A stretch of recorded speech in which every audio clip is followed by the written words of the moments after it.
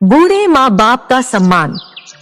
एक 80 वर्षीय व्यक्ति अपने 45 वर्षीय उच्च शिक्षित बेटे के साथ अपने घर में सोफे पर बैठा था। अचानक उनकी खिड़की पर एक कौवा बैठ गया। पिता ने अपने बेटे से पूछा, यह क्या है? बेटे ने जवाब दिया, यह एक कौवा है। कुछ मिनटों के बाद पिता ने अपने बेटे से दूसरी बार पूछा, यह क्या है? बेटे ने कहा, पिता मैंने अभी आपको यह एक कौवा है कहा है। थोड़ी देर बाद बूढ़े पिता ने फिर से अपने बेटे से तीसरी बार पूछा, यह क्या है? इस समय बेटे के स्वर में कुछ जलन महसूस हुई। तब उसने अपने पिता से झुंझलाते हुए बोला, यह एक कौवा है, एक कौवा। थोड़ी देर बाद पिता ने फिर से अपने बेटे से चौथी बार पूछा, यह क्या है? इस बार बेटा अपने पिता पर चिल्लाया, आप मुझसे बार बार एक ही सवाल क्यों पूछते रहते हैं? हालांकि मैंने आपको कई बार बता चुका हूँ कि यह एक कौवा है, क्या आप इसे समझ नहीं पा रहे हैं? थोड़ी देर बाद पिता अपने कमरे में गए और एक पुरानी डायरी लेकर वापस आए, जिसे उन्होंने अपने बेटे के जन्म के बाद से बनाए रखा था। एक पेज खोलने पर उन्होंने अपने बेटे को उस पेज को पढ़ने के लिए कहा।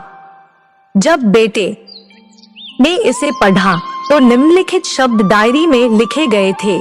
आज मेरा 3 साल का छोटा बेटा सोफे पर मेरे साथ बैठा था जब खिड़की पर एक कौवा बैठा था। मेरे बेटे ने मुझसे 23 बार पूछा कि यह क्या है और मैंने उसे 23 बार जवाब दिया कि यह एक कौवा है। मैंने उसे हर बार प्यार से गले लगाया और उसने मुझसे 23 बार फिर से वही सवाल पूछा। मुझे इस बात से बिल्कुल भी चिढ़ नहीं हुई कि मैंने अपने मासूम बच्चे के लिए प्यार महसूस किया है, जबकि छोटे बच्चे ने उससे 23 बार पूछा, यह क्या है? पिता को 23 बार पूरे सवाल का जवाब देने में कोई जलन महसूस नहीं हुई और आज जब पिता ने अपने बेटे से सिर्फ 4 बार यही सवाल पूछा तो बेटे को चिढ़ और गुस्सा महसूस हुआ। इसे पढ़कर उस बेटे को अपने किए गए व्यवहार का पता चल गया था, जिसके चलते अब वह मन ही मन बहुत शर्मिंदा हो रहा था। शायद उसे अब किए गए अपने बूढ़े पिता के प्रति व्यवहार पता चल गया था। इसलिए यदि आपके माता पिता जब बुढ़ापे में होते हैं, उन्हें न तो पीछे छोड़े और न ही उन्हें एक बोझ के रूप में देखे, बल्कि उनके साथ एक दयालु शब्द बोले, शांत, आज्ञाकारी, विनम्र और उनके प्रति दयालु बने।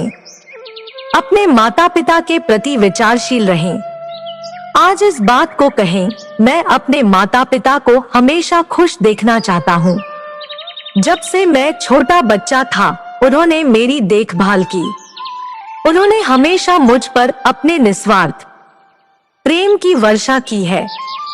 उन्होंने आज समाज में मुझे एक व्यक्ति के रूप में प्रस्तुत करने के लिए तूफान और गर्मी को देखे बिना सभी पहाड़ों और घाटियों को पार किया।